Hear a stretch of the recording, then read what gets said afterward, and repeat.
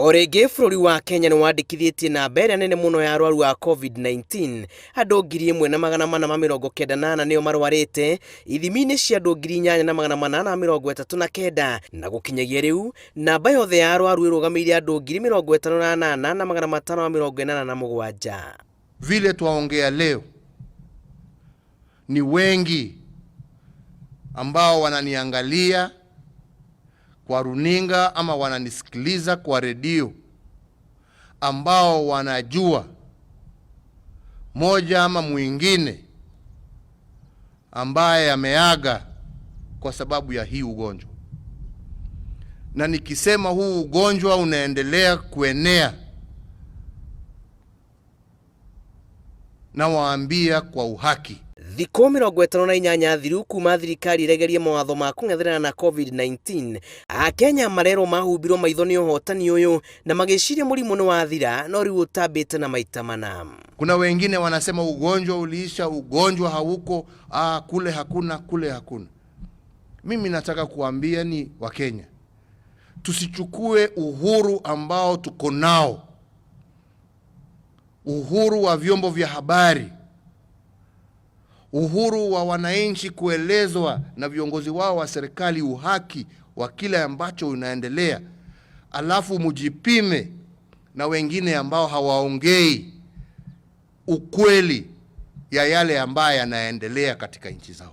Mweri-inĩ wa 10 andũ matanyihĩire 300 nĩ moragĩtwo nĩ COVID-19, bũrũri ũkĩandĩkithia makĩria ma arwaru 15,000 mweri-inĩ o ũmwe tu, na rungu rwa mathaa 24 andũ 12 nĩ makuĩte na gũkinyanĩria namba ya ikuũ cia COVID-19 harĩ andũ 1,051. 38 days later, it is most unfortunate, but we have, without doubt, experienced a reversal, and a serious one at that. If our COVID bed occupancy had gone down by 60%, giving us the comfort to reopen as we did in September, the occupancy of our COVID beds has now gone up by 140%. President Uhuru Kenyatta augĩte nĩ mũtino kũrĩ Akenya gwĩtĩkia gũtirĩ na mũrimũ ũyũ, akiuga gĩthomo kĩa mĩeri 8 nĩ kĩiganu gũtarĩria ũrĩa andũ mabatiĩ gũikara. Kĩmako gĩa president kĩrĩa atĩ kĩrĩa kĩonekete tarĩ ũhotani wa mũrimũ ũyũ mweri-inĩ wa 9 kĩgarũrũkĩte na gũtuĩka mũtino mũnene kũrĩ bũrũri na mweri ũmwe tu.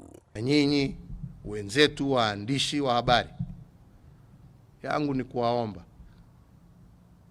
tusaidieni kuelimisha watu wetu, tusaidieni kutambua yule amekataa kufuata, yule kiongozi expose us. Ngĩribotera Inooro TV, njĩtagwo Julius Karĩithi wa Mũnene.